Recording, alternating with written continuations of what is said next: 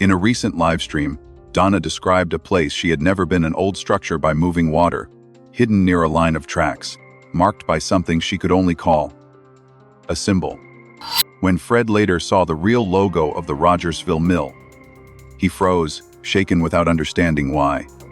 Donna then spoke of an underground passage once whispered about for darker reasons, and again the room fell silent. These revelations weren't meant to match anything in the real world, yet they did. And if these descriptions align for a reason, they may point toward a route investigators never dared to trace.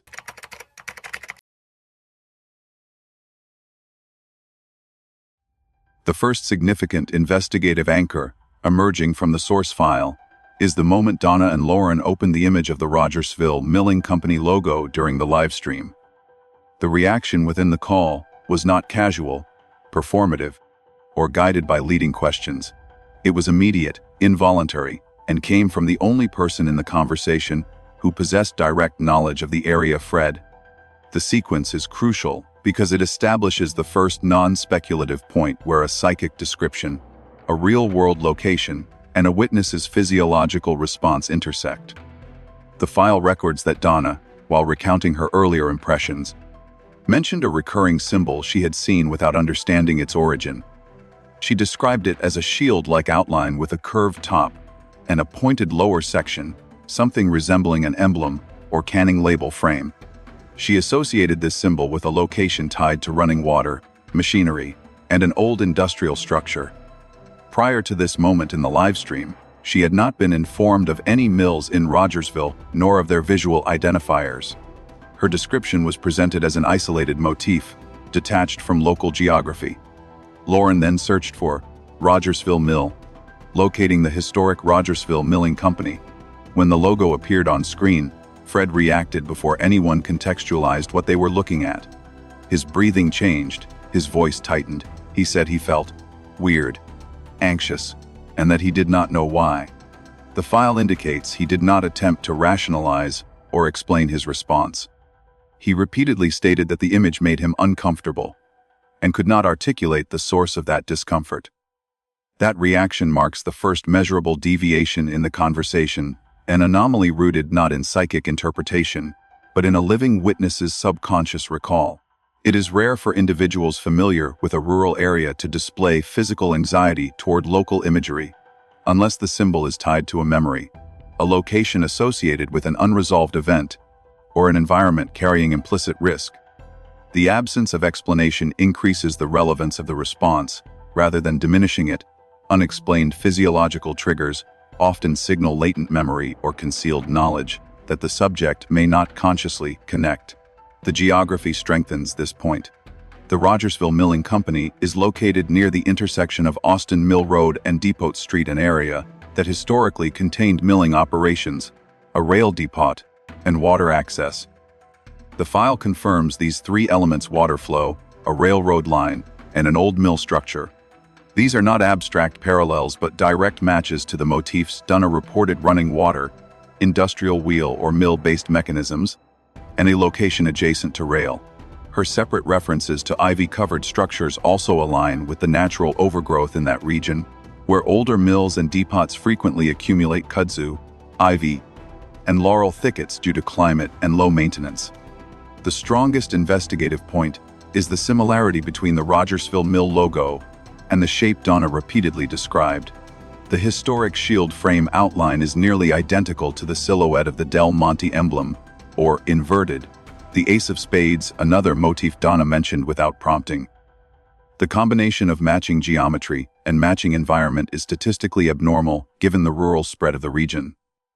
Psychic information aside, the alignment suggests that the symbol is rooted in a physical location that can be independently verified.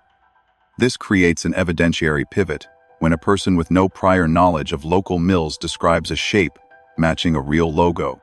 And when a local resident reacts with unexplained anxiety upon seeing that logo, investigators cannot dismiss the point as coincidence without conducting additional verification.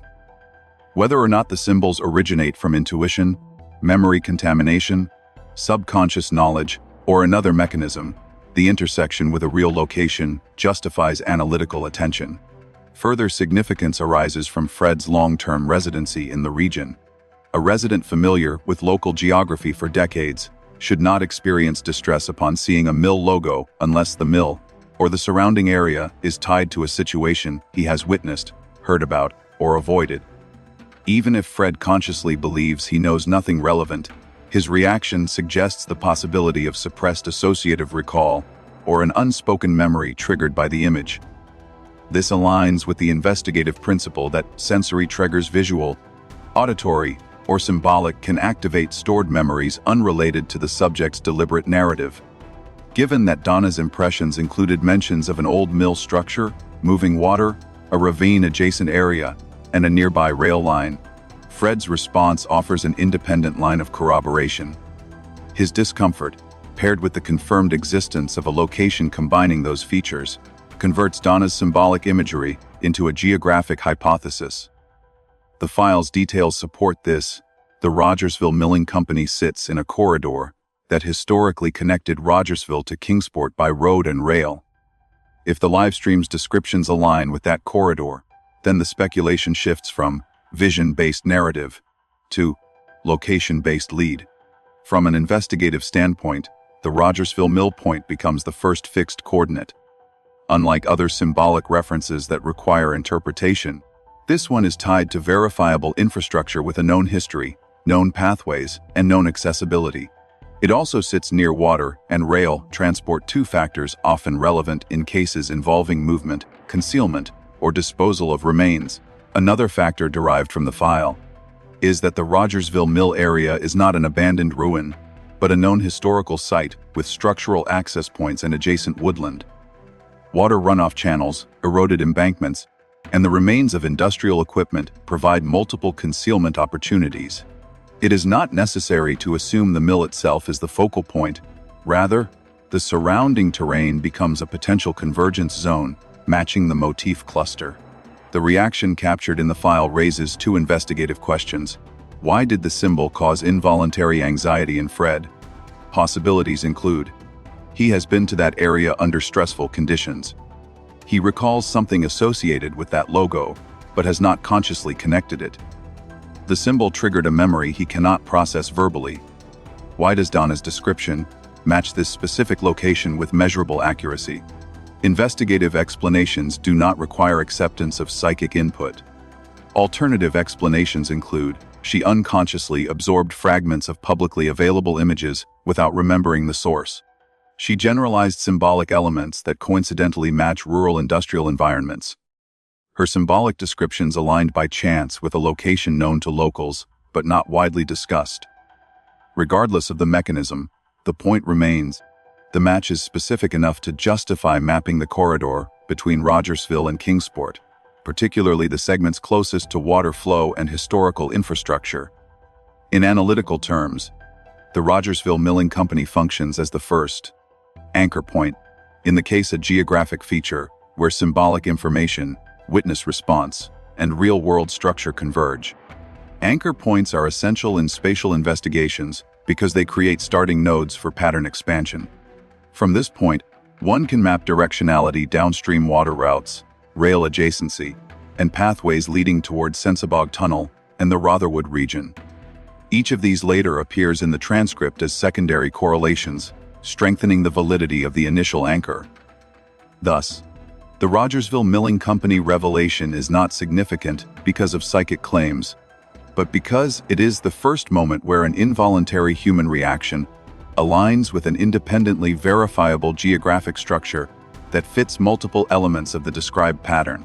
It serves as the foundational position from which the Rogersville-Gar-Kingsport corridor becomes a credible direction of inquiry, rather than an abstract or speculative path.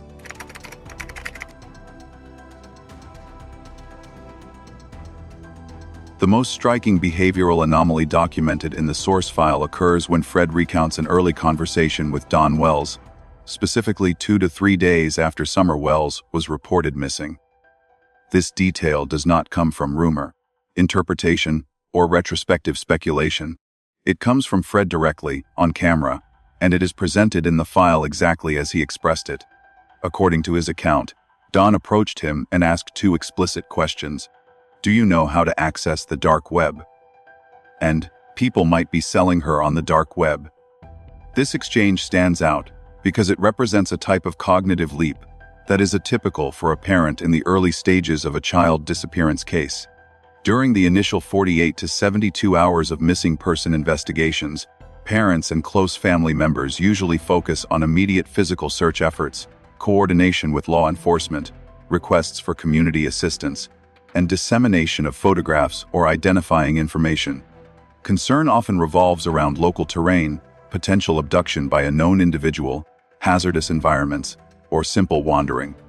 The concept of dark web trafficking, particularly the idea that their daughter might already be listed for sale online, is not a typical spontaneous assumption for an uninitiated parent. The file notes that when Fred shared this detail, both Lauren and Donna fell silent. Neither interrupted, reframed, or dismissed his statement.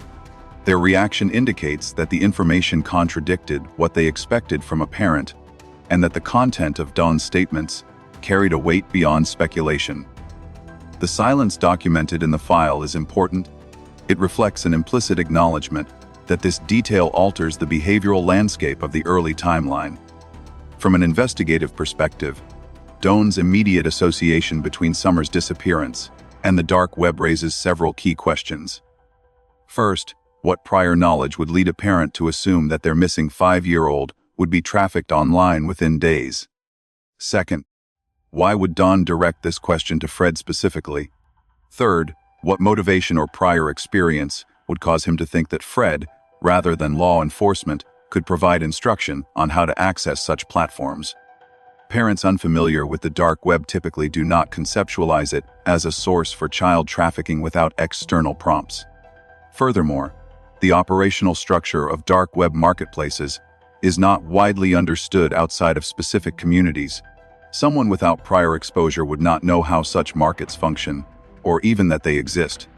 Therefore, the fact that Donna articulated this scenario with specificity suggests one of three possibilities.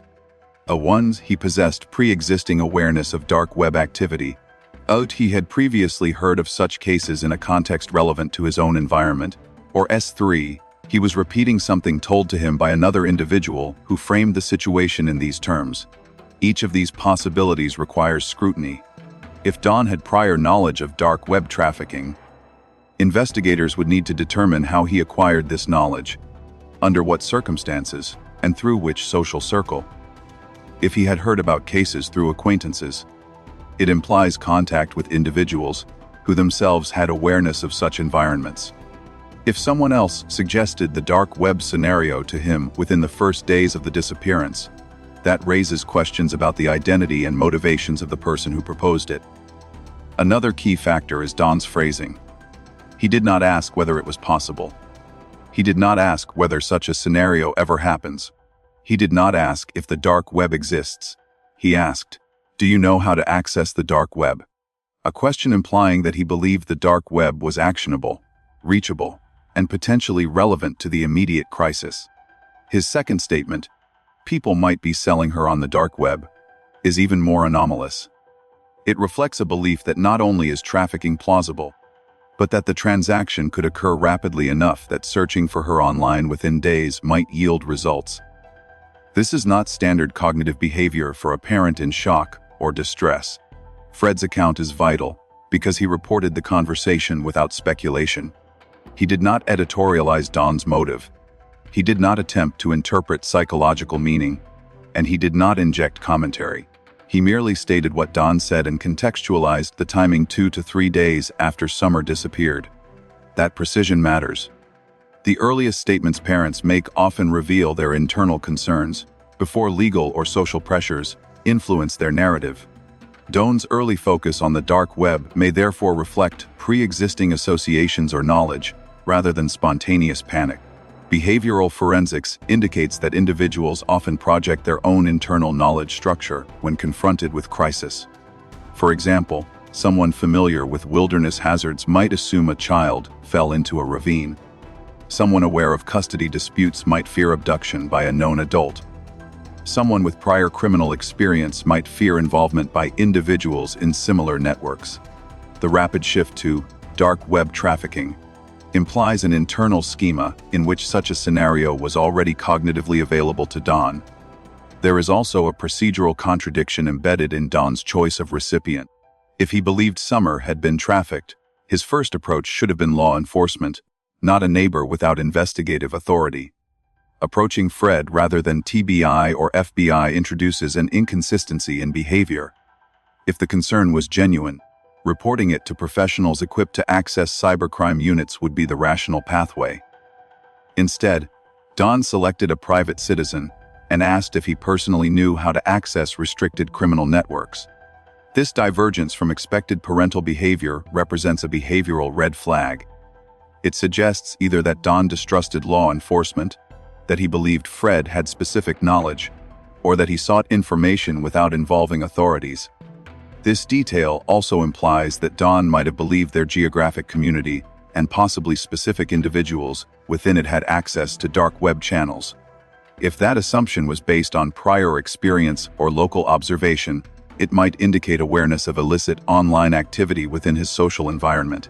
If, alternatively, Don had no basis for believing Fred could access the dark web and asked out of desperation, that desperation is itself unusual. Most parents do not pivot from physical search to encrypted online markets within 72 hours. An additional line of analysis arises when considering the regional context. Rural trafficking routes and criminal networks do exist, and local rumors often circulate within such communities.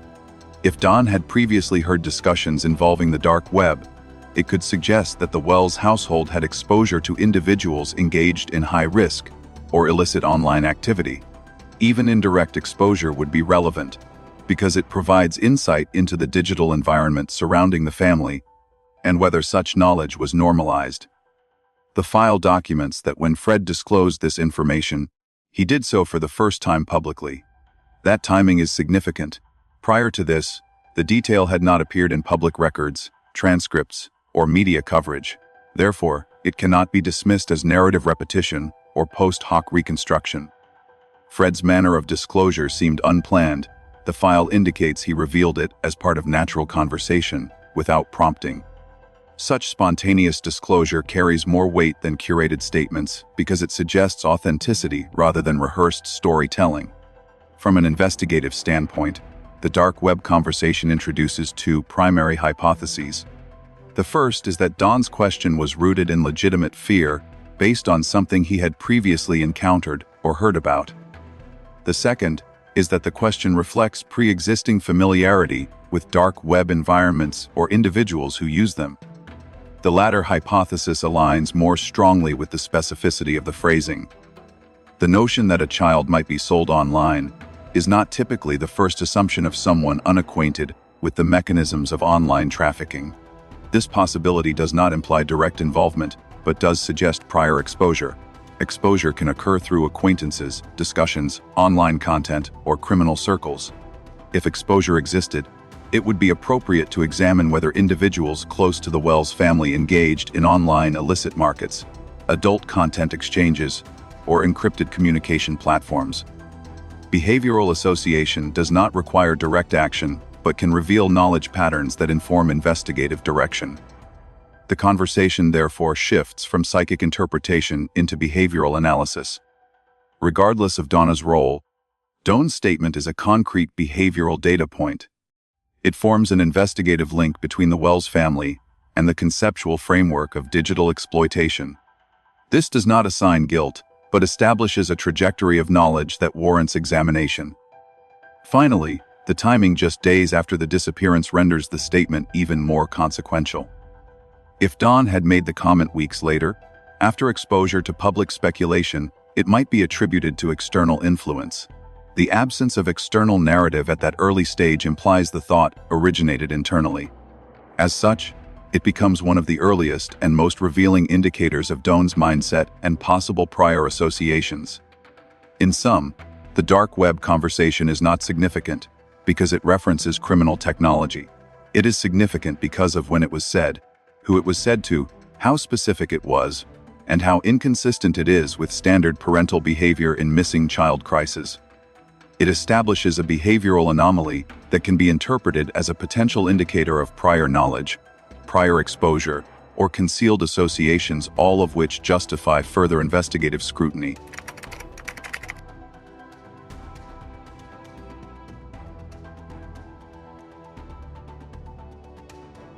One of the most important, non-psychic data points in the source file is Fred's account of what he personally witnessed at the Wells property on the day before Summer disappeared.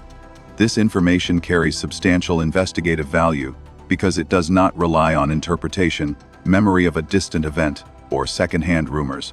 It is a direct observation made by a local resident who physically arrived at the property and saw the individuals involved. According to the file, Fred went up to the Wells home to ask for gas. The timing is crucial. He states this occurred the day before June 15th, the day Summer was reported missing. This makes the observation temporally adjacent to the disappearance, which increases its relevance for behavioral and situational analysis. The closer an observation occurs to the critical date, the more potential it holds for identifying patterns, inconsistencies, or previously unrecognized interpersonal dynamics. Fred describes arriving at the property and seeing Summer and Damien in the above-ground pool together. Damien, at the time of the incident, was 19 years old. Summer was 5. Fred specifically notes that they were alone in the pool, while Candace and the 3 boys were inside the house. He observed that Damien was sitting against the inside of the pool wall with his arms stretched along the rim. Summer was directly in front of him, splashing water, moving around, and in Fred's words, dancing near him. This detail was met with immediate silence from Donna and Lauren, according to the file. Their reaction is recorded as a moment of shock, not due to psychic content, but because the factual description contradicts what many would consider normal supervisory behavior. A 19-year-old male and a 5-year-old girl alone in a small, enclosed pool without family oversight raises clear questions about boundaries, safety, and adult responsibility. It also introduces an unexpected interpersonal dynamic not previously highlighted in public discussions of the case. The file does not describe any inappropriate actions, nor does it imply explicit misconduct. However, from an investigative standpoint, the scenario itself carries weight because it demonstrates that Damien had unsupervised proximity to Summer in an intimate, confined setting. Investigators routinely examine individuals who had physical access to a child shortly before a disappearance. Proximity, especially unsupervised proximity, is a key indicator in risk assessment models. Fred's account suggests that Damien was comfortable enough at the property to be alone with Summer. That comfort implies either frequent presence or a level of trust granted by the Wells family. If Damien was a visitor, acquaintance, or neighbor who was not closely supervised, it may indicate that the household environment permitted casual, unstructured interaction between minors and adults. That is relevant because it expands the pool of individuals who may have had access to Summer leading up to the disappearance. The posture Fred describes Damien leaning back with his arms along the pool edge further reinforces the impression of ease rather than incidental presence. It was not a moment where he happened to be passing through. It was a moment where he was settled, relaxed, and positioned as someone who expected to be there. Summer's behavior, described as dancing and splashing in front of him, supports the idea that she was familiar with him and not intimidated. This is not an accusation, it is a behavioral observation. Familiarity between a child and a 19-year-old does not imply wrongdoing. However, from an investigative perspective, it signals that Damien was part of the social environment within the Wells property. His degree of access and his relationship to the family must be understood in context. Another critical point is that this incident occurred when Candace was inside with the other children.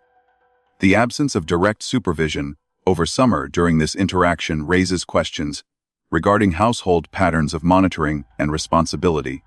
In many cases, investigators examine whether children were frequently unsupervised or whether certain individuals were trusted implicitly. Such patterns can explain how opportunity may have arisen for a crime, an accident, or post-incident movement. Fred's observation also aligns with community claims, referenced in the comment file specifically, the recurring allegation that Damien was later seen hiding in the woods near the Wells property. These claims are unverified and therefore cannot be treated as fact.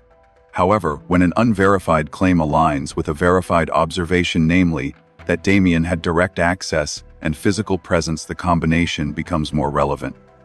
The claim alone would hold little value. Fred's account alone is meaningful but incomplete. Together, they create an investigative question. Was Damien present near the property on the day Summer vanished? Investigators often consider the last seen social radius. This refers to the pool of individuals who had recent, direct interaction with the missing person. Anyone with access immediately prior to disappearance becomes a subject of interest. Damien fits that criterion based on Fred's testimony alone. His presence the day before the disappearance is now established, and the nature of that presence, unsupervised, physically close, relaxed, elevates its significance. Another question is the timing. If Damien had been at the property the day before, was he there again on the 15th? This is unclear from the file, but the inquiry becomes essential. Investigators would seek to establish Damien's movements, alibi, and communications for the entire relevant window. Fred's description also introduces a pattern relevant to environmental familiarity. If Damien had been comfortable at the property the day before, it is reasonable to assess whether he knew the terrain well enough to move between the house, the yard, and the surrounding wooded areas without detection. If community claims of him being seen in the woods carry any truth, that familiarity would be consistent rather than anomalous. The posture and behavior he exhibited, arms spread, leaned back, also implies no urgency, discomfort, or need to conceal his presence. He was not meeting Summer by accident. His presence was normalized. This leads to a larger investigative question. What was Damien's role in the Wells household ecosystem? Was he a visitor, a friend of someone in the house, an acquaintance of Candace, a neighbor's son, or an individual who frequently spent time with the family? The source file does not answer this, but the question is critical because it determines the weight investigators would assign to his presence. Next is the issue of supervision. Candace was inside with the boys at the time. If this was a normal arrangement, it suggests she did not perceive any risk in leaving Damien alone with Summer. If it was unusual, it suggests an oversight or lapse. Investigators would need to determine the frequency of such arrangements. The pool environment itself matters. Above-ground pools restrict visibility from ground level. They create enclosed, semi-private spaces. If someone were attempting to build rapport with a child, a pool offers a setting of play, distraction, and reduced adult oversight. This does not imply intent. It highlights environmental conditions relevant to investigative assessment. The silence from Donna and Lauren upon hearing Fred's account is also recorded in the file.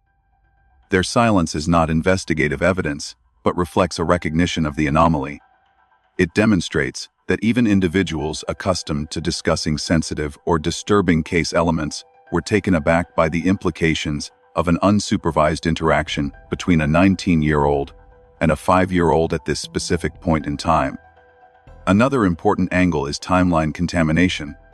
Fred's visit the day before the 15th indicates that individuals outside the immediate household could access the property without structured authorization. This suggests the environment was porous, meaning multiple people could arrive or leave without strict oversight. If Damien could be alone in the pool, it stands to reason that other individuals might have similar access. Understanding this porosity is essential for reconstructing possible scenarios on the 15th. The question then follows: does Damien have any connection to the movement theory of June 15th? If the theory suggests that Summer may have left the property before 911 was called, then any individual who had proximity and familiarity with the property becomes relevant. Damien's presence the day before would not prove involvement, but it positions him within the viable access radius. The investigative significance of this incident lies not in moral judgment but in pattern recognition. Unsupervised access, established familiarity, and proximity to the disappearance timeline create a set of conditions commonly examined in missing child cases. These conditions do not assign guilt but define investigative priority. Finally, Fred's account stands apart from psychic interpretations in the file. It is direct evidence of first-hand observation. It does not rely on symbolism, intuition, or retrospective reconstruction. As such, It becomes a foundational data point for evaluating social dynamics within the Wells household, identifying individuals with direct access to Summer, and establishing the potential role of Damien in the events surrounding June 15th. From a strictly investigative perspective, the pool incident must be treated as a critical intersection of proximity, opportunity, and behavioral context, one that warrants further scrutiny.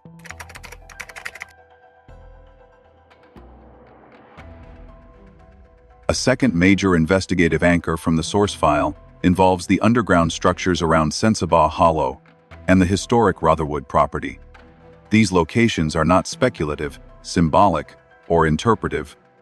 They are identifiable geographic sites with verifiable histories and characteristics that align precisely with the motifs described by Donna before any of these factual details were disclosed to her.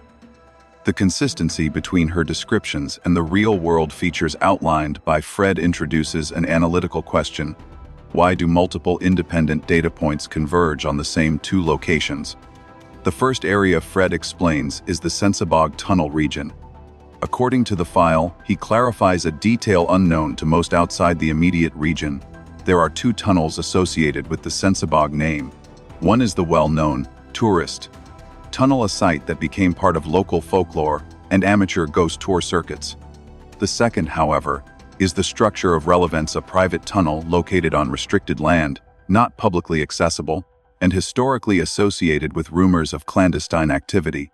Fred states that this private tunnel is the one linked to older accounts of sacrifices, a term used in local oral history to describe unexplained gatherings or events that the public avoided. Fred also notes that Sensabaugh Hollow Road was an area people did not want to go near. This aligns with long-standing informal reports that the region was used for activities outside normal public visibility. Whether these rumors reflect actual events or exaggerated folklore is not the central issue. What matters for investigative analysis is that the region holds a reputation for secrecy, psychological avoidance, and restricted access conditions relevant when examining a disappearance case associated with concealed movement or off-road pathways. The file documents that Donna described tunnels and a place of sacrifice. Before hearing Fred's explanation, she referenced an underground passage, a ritual-like environment, and a location associated with water flow and darkness. The alignment is notable not because it validates the psychic dimension of her claims, no such assumption is needed, but because it identifies a real-world location matching her imagery with unexpected precision. The consistency lies in physical structures, tunnel, thematic context, secrecy, avoidance, and environmental features, proximity to water and elevation changes. The second location Fred identifies is Rotherwood Mansion, another geographically anchored site with multiple features that correspond to Donna's earlier descriptions. According to the file, he confirms that the property contains or is adjacent to stone corridors, underground structures, or tunnel-like areas. These are remnants of older architectural systems and possibly linked to historic transportation routes or concealed infrastructure. In addition, he notes that parts of the Rotherwood area have been used as filming sites for horror movies, emphasizing its reputation as an atmospheric or unsettling environment. Crucially, Rotherwood sits near both a river and railroad tracks, matching two of Donna's repeated motifs: water flow and rail adjacency. She had described a ravine-like descent toward water, railroad noise or vibration, and overgrown ivy masking structural entrances. These characteristics are not generic. Not every rural site contains this combination of river, rail tunnels, ivy, and stone structures. The fact that Rotherwood does, and that Donna described these elements before the group discussed the location, indicates a repeated geographic pattern. The presence of tunnels beneath or adjacent to Rotherwood is particularly relevant. Underground structures play a role in logistical concealment, movement without detection, and the storage or disposal of items out of public visibility. From an investigative standpoint, any region with tunnels, hollow structures, or subsurface access points is inherently relevant when evaluating potential routes of movement or concealment involving a missing person. Both Sensabaugh Hollow and Rotherwood Mansion sit along broader pathways connected by river and rail, forming part of a corridor running through Hawkins and Sullivan counties. This corridor appears repeatedly throughout the file's discussions, first as symbolic description, then in Fred's geographic explanations. The pattern is too consistent to be dismissed as random alignment. Even when disregarding the psychic interpretations, the topography described is real, clustered, and accessible to someone familiar with the region. It is also significant that these areas have not been confirmed as part of any official search according to available public information. Law enforcement typically prioritizes areas based on last known point, probable routes, cell data, and canine tracking. Areas associated with folklore, urban legends, or private land do not always receive structured examination unless specific evidence directs investigators to them. This creates the possibility that certain regions, particularly the private tunnel at Sensabaugh and the subsurface structures around Rotherwood, may have remained unsearched simply because they fell outside standard operational parameters or lacked direct reported sightings. In a disappearance case where movement away from the house cannot be definitively mapped, unsearched structural locations become relevant, not because they are inherently suspicious, but because they represent potential gaps. The presence of underground access points, private tunnels, and stone corridors introduces areas where remains, clothing, or transported objects could be concealed without detection. Another factor relates to psychological distance. Communities often avoid locations perceived as dangerous, cursed, or associated with historical wrongdoing. These avoidance patterns can create blind spots where fewer individuals frequent the area, reducing the likelihood of incidental discovery. If Sensabaugh Hollow's private tunnel or Rotherwood's subterranean areas fall into this category, they represent zones of reduced public oversight. Such zones often play a role in concealed movement cases. From a forensic mapping perspective, both Sensabaugh Tunnel and Rotherwood Mansion match Donna's described formula: water, ivy, tunnel, ravine, rail adjacency. This is a rare combination and forms the basis of a directional hypothesis. Whether the information originated from intuition, fragmented memory, regional knowledge, or other mechanisms is not relevant to determining investigative value. The geographic match is objective and verifiable.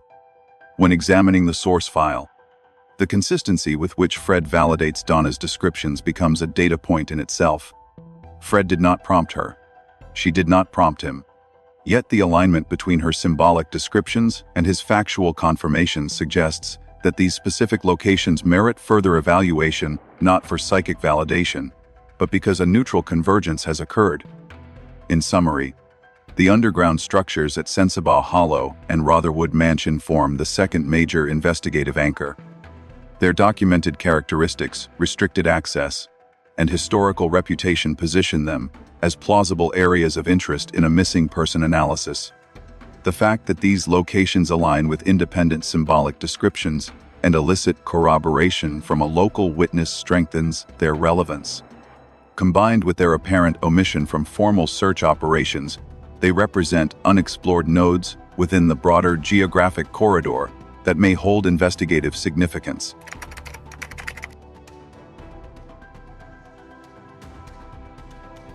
One of the least publicized but most consequential pieces of information in the source file is Fred's statement regarding human remains found under a railroad bridge near the Hawkins-Sullivan County line.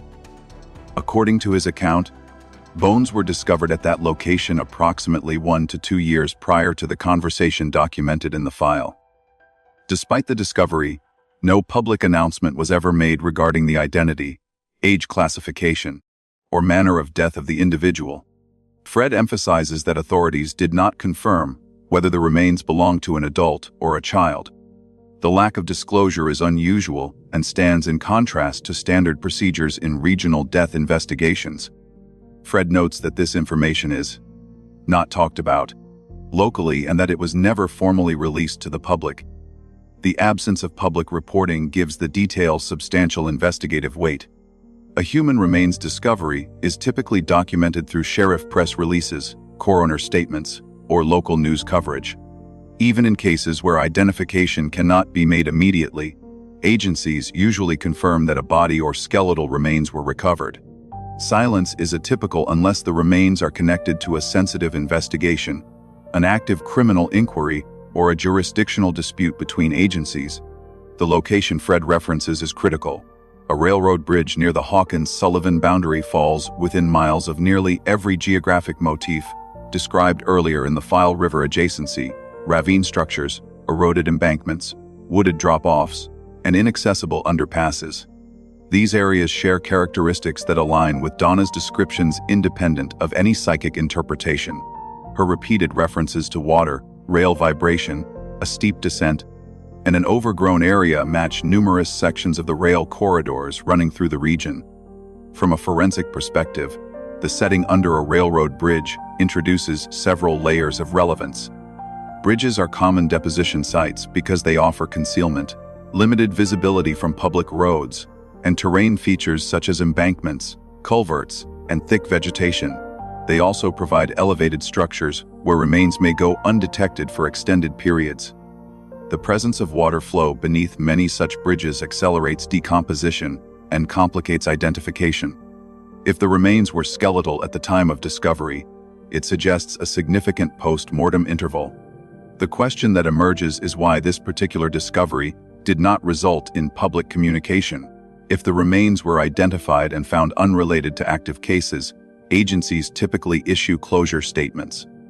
If the remains were too degraded for identification, agencies still acknowledge the recovery and request potential leads. Silence indicates either a deliberate withholding of information or a procedural anomaly. Deliberate withholding is usually reserved for cases involving suspected homicide, multi-jurisdictional involvement, or the protection of investigative strategy. If the remains were linked to sensitive leads, or if authorities believed public knowledge would compromise ongoing inquiries, the silence could be strategic. If, however, the silence was due to administrative oversight or a jurisdictional gap between Hawkins and Sullivan authorities, it would demonstrate another investigative deficiency in the region. The corridor between the two counties is populated by numerous informal dump sites, abandoned industrial sites, and wooded areas where remains could remain undetected. If isolated cases are not publicly acknowledged, the potential for recognizing patterns diminishes. Given the context of the Summer Wells disappearance, any unidentified remains within a 15-20 kilometer radius of the Wells residence warrant scrutiny.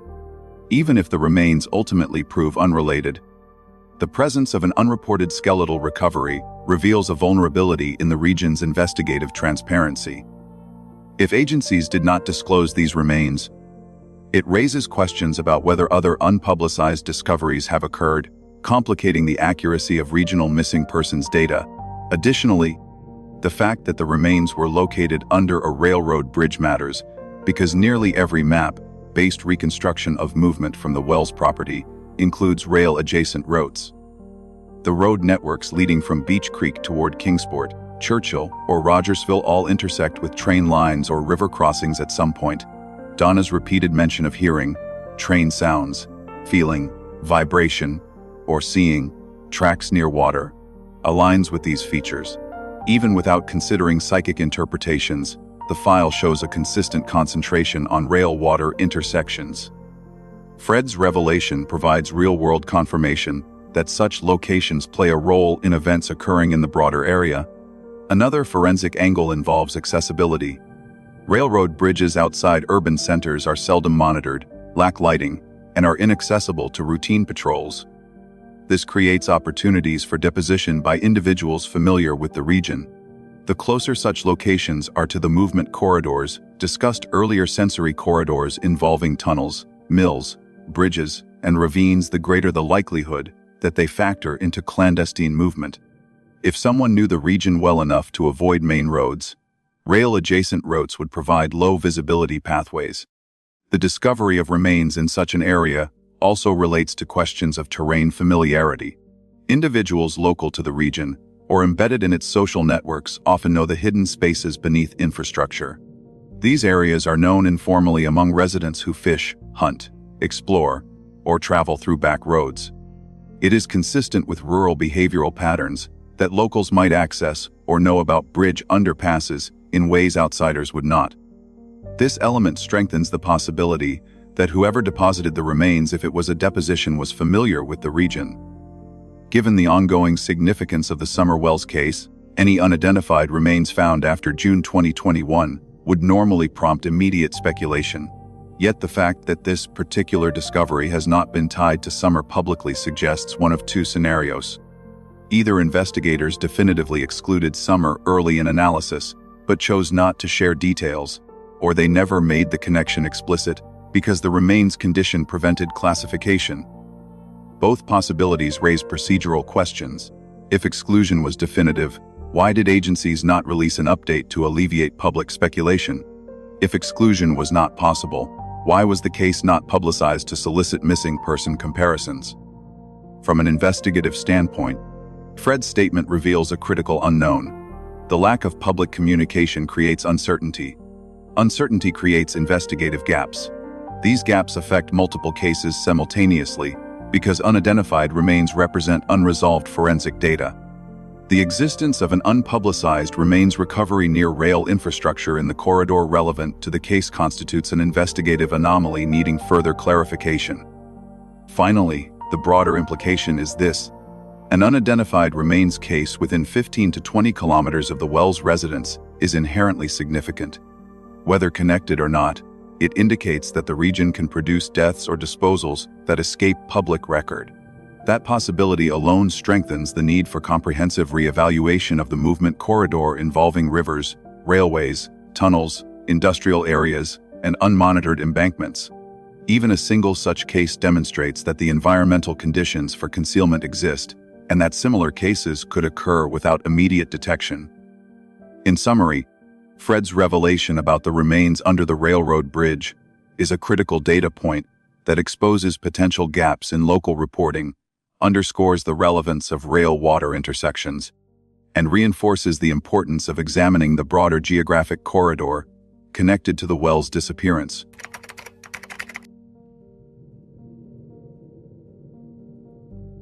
Another unexpected convergence point in the source file involves Donna's description of a plane crash, specifically a small aircraft resembling a Cessna, or in her words, a WWI-style bomber. She referenced metal fragmentation, a steep mountainous descent, and an environment that felt isolated, as if the crash site had been left untouched for years. At the time she described it, neither she nor the other participants had discussed regional aviation incidents or the existence of any known crash locations. Only after Donna finished her description did Fred acknowledge that such a crash did occur in the area. According to Fred, a real aircraft incident took place on Clinch Mountain, in a section locally known as Devil's Nose, sometime in the early 2000s. The file indicates that this was not widely publicized outside the region, and that many locals remember it only through second-hand accounts. Fred adds one detail that significantly increases the shock value: long-standing rumors that the aircraft had been transporting a substantial amount of cash, money that was allegedly never recovered. The fact that this rumor persists indicates that the crash had characteristics unusual enough to embed itself in local memory. The relevance of this information is not that the crash is directly connected to the disappearance of Summer Wells. There is no evidence establishing such a link. The significance lies in the corroboration of imagery. Donna described a crash location before learning it existed. Fred then confirmed a crash that matches her description in key environmental aspects: steep mountain terrain, low visibility, rural isolation, and historical rumor. This alignment does not authenticate Donna's method. Instead, it elevates the descriptive accuracy of her statements beyond random coincidence. For investigative purposes, it becomes an instance of corroborated imagery, symbolic or intuitive impressions that correspond to verified geography. Fred's additional statement that a lot of people around here own planes adds another dimension. In many rural regions, private aircraft ownership is rare. However, the file suggests that eastern Tennessee, particularly areas near Kingsport and Hawkins County, contains a cluster of individuals with private runways, small aircraft, hangars, or access to local airstrips. This implies a socio-economic microenvironment where aviation is not confined to commercial or military use, but appears within private networks. When analyzing regional criminal activity, the presence of private aircraft becomes relevant because it indicates mobility, resource access, and potential off-grid transportation capabilities. This is where the investigative significance deepens. Donna's description of an aircraft crash may not relate to the crash itself, but to the pattern of wealth, infrastructure, and network influence surrounding aviation in the region. The question becomes, was the plane imagery symbolic of individuals with access, money, or logistical resources? If the community contains a small but concentrated group of people who own planes, land tracts, or private property with limited oversight, it raises broader questions about whether certain networks operate with minimal detection from local law enforcement. The rumor of unrecovered cash further complicates the landscape. Whether the rumor is factual is irrelevant. Its existence indicates that the crash site became associated with financial secrecy or illicit activity. In many rural environments, events involving unclaimed money, private property, or unexplained transport can create networks of silence. These networks are often informal but influential, composed of individuals who share information selectively or shield one another through reputation and social leverage. Donna's plane imagery, therefore, may point indirectly toward the type of individuals capable of operating outside normal scrutiny. The source file shows that Lauren and Donna did not attempt to expand the plane imagery into a theory. Instead, their silence after Fred's confirmation suggests they understood the potential implications. A crash with rumored cash, located in mountainous terrain, connected to people with aircraft access, fits into a category of local anomalies that rarely receive official attention. Such anomalies can indicate the presence of private networks, whether legitimate or otherwise, that operate parallel to ordinary community structures. From an investigative perspective, the question is whether this aviation-related imagery intersects with the broader geographic corridor, already identified mill structures, tunnels, ravines, rivers, and rail. The answer is partially yes. The Clinch Mountain Dazar's Devil's Nose area is part of the extended terrain system that connects multiple secluded environments across Hawkins, Hancock, and Sullivan counties. Individuals with access to aircraft or remote property may also have connections to riverfront locations, industrial ruins, road cutouts, or underdeveloped land. When examining movement possibilities in cases involving abduction, concealment, or disposal, investigators often look at who controls land along these pathways. The key analytical question becomes, why would Donna's imagery include a plane at all? There are several possible explanations, none requiring paranormal mechanisms. The plane imagery could represent mobility, the idea of people who can move unseen. It could represent access to private land, as many rural aircraft owners also own extensive acreage. It could symbolize financial capability or illicit cash flow, aligning with the crash rumor. It could be a fragmented image derived from regional memory. It could be coincidental. What matters for investigative reasoning is that the imagery aligns with a real event and a real subculture, people with money, land, and aviation assets. That subculture exists in the region and is not widely documented. Therefore, Donna's mention of a Cessna-type crash is not relevant because it describes the disappearance of Summer Wells. It is relevant because it reveals a potential network hypothesis, the presence of individuals within the region who possess resources, mobility, private land, and operational privacy. If the case involves any form of external movement, concealment, or off-grid activity, individuals within these networks would be more capable of orchestrating it than those without such resources. In summary, the plane crash data point is a pattern match, not a conclusion. It validates that Donna's imagery intersected with real geography and real regional subcultures.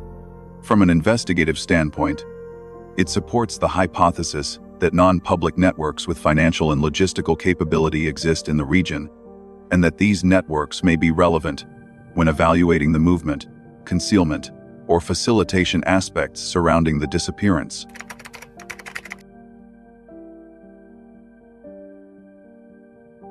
One of the strongest analytical points in the source file is the degree of geographic convergence between the elements Donna described and the real-world locations Fred later confirmed. Unlike symbolic impressions that require interpretation, the details Donna listed were concrete environmental features: a watermill, water wheel, ravine, hollow log, ivy or laurel overgrowth, a wooden lodge or house with pillars, a creek, a railroad line, and even a river confluence where two bodies of water meet. These descriptors form a multi-point environmental profile. What makes the profile consequential is not the imagery itself, but the fact that each component corresponds to at least one physical location Fred identifies within a relatively small geographic radius. The first structure Fred acknowledges is the Rogersville Mill, historically part of the milling operations near Austin Mill Road and Depot Street.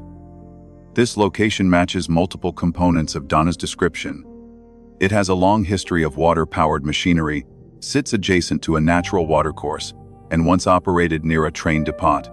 Earlier sections of the analysis noted that the Rogersville Milling Company logo visually resembles the shield-like emblem Donna described. This adds symbolic consistency. But the environmental elements are more important.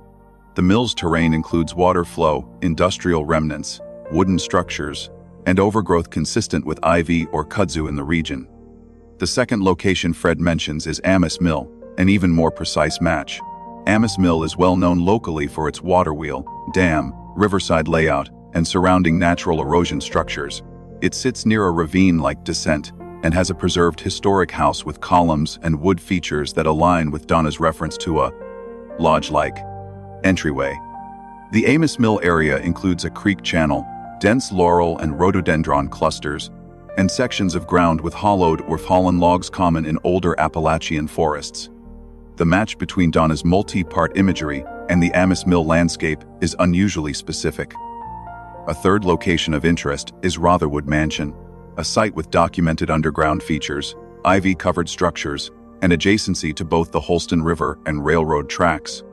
Fred confirms that Rotherwood has tunnels, stone corridors, thick foliage coverage, and a history of cinematic use that corresponds with Donna's description of a dark-feeling lodge, or historic structure. The property sits near the river's edge and is located close to terrain transitions, including elevated banks and ravine-like landforms.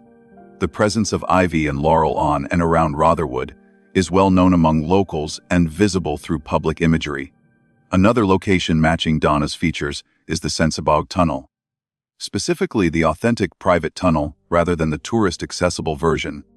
Fred clarifies that the real Sensabog Tunnel contains a creek running through it, which directly aligns with Donna's detail about water inside or beneath a tunnel structure.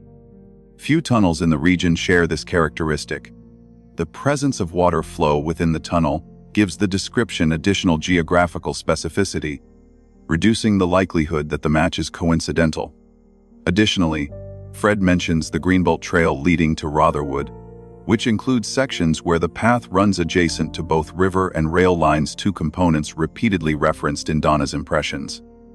The Greenbelt corridor includes wooden bridges, overgrown vegetation, and segments where one can hear or feel train vibrations, another motif Donna referenced without prior explanation.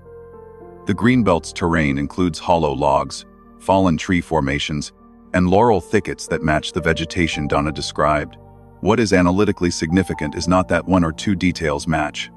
It is that every individual element Donna listed — watermill, wheel, ravine, hollow log, ivy, lodge, creek, railroad, river junction — exists within a compact cluster of real locations.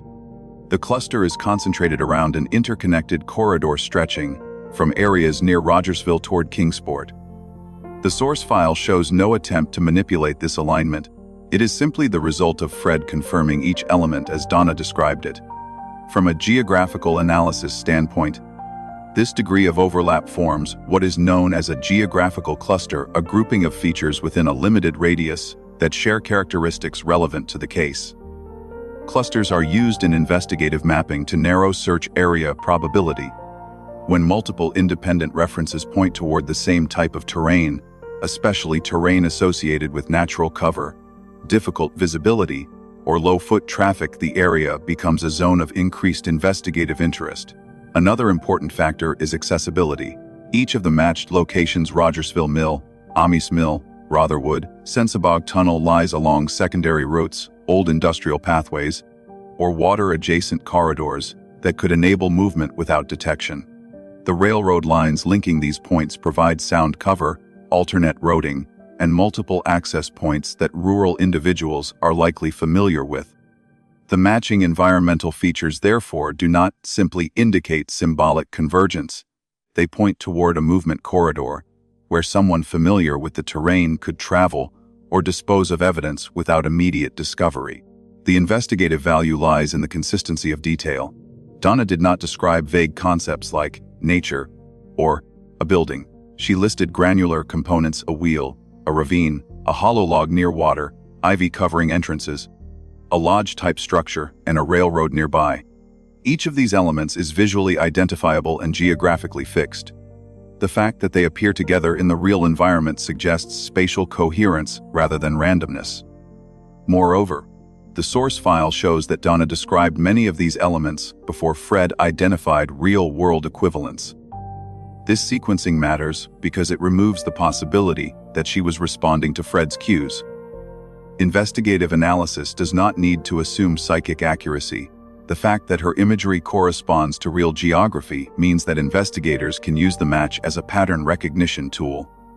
In other words, if symbolic input inadvertently aligns with factual terrain, the terrain itself becomes the focus, not the origin of the symbols. This is a standard method in cases where community input includes fragments of environmental description. Investigators treat each environmental cue as a coordinate marker, then place the markers on a map to identify concentration zones. When the markers cluster along a linear path, especially one consistent with logistical movement routes, the path becomes a search vector. In this context, the Rogersville-Getty-Kingsport corridor forms that vector. The watermill at Rogersville, the water wheel at Amos Mill, the tunnels at Rotherwood, the creek at Sensabaugh, and the ravine segments of the Greenbelt all align within a navigable radius. Most importantly, these locations share two core elements: water access and rail access. These are characteristic features of deposition sites in rural missing person cases because they provide concealment, natural erosion that destroys evidence, and transportation noise that masks movement. In conclusion, the multi-point geographic match represents the strongest evidence-based segment of the source file. While it does not assign guilt or prove involvement, it provides investigative direction. The clustering of water, ivy, ravines, tunnels, mills, and rail lines within a small radius creates a coherent geographic profile, one that can be used to refine search parameters and evaluate potential movement patterns.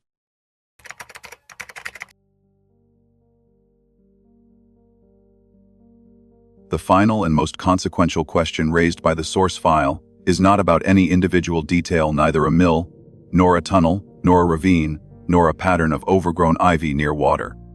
The central issue is systemic. Why have none of these verified geographic features been formally acknowledged or publicly searched by TBI, FBI, or local law enforcement? The file demonstrates a consistent pattern of environmental markers: mills, tunnels, hollows, creek corridors, railroad-adjacent terrain, all converging within a specific radius spanning Rogersville-Kingsport and the Sensabaugh region. Yet the public record shows no official search targeting these locations, despite their proximity and investigative potential. To begin, the source file contains no indication that the Rogersville Mill area was ever examined by authorities. This is significant because Rogersville Mill is not an obscure tract of wilderness. It is a historic location with water access, mechanical structures, adjacent rail lines, and the exact terrain features described repeatedly: ravine edges, overgrowth, transition zones between industrial remnants and forest. The convergence of water, milling infrastructure, and rail access alone would normally qualify it for at least preliminary assessment in a missing child investigation. The fact that it has never appeared in any TBI or FBI briefing suggests that either it was overlooked, deprioritized, or deliberately excluded for reasons not disclosed publicly. Similarly, the Rotherwood Mansion tunnels have never been referenced in any investigative communication. Fred's confirmation that these tunnels exist, combined with their proximity to riverbanks and dense ivy-covered structures, positions them as potential concealment environments. Underground spaces are routinely considered in search operations because they offer concealment, reduced visibility, and locations where remains may be shielded from detection. Even if private property concerns exist, investigative agencies normally coordinate with landowners in high-profile cases.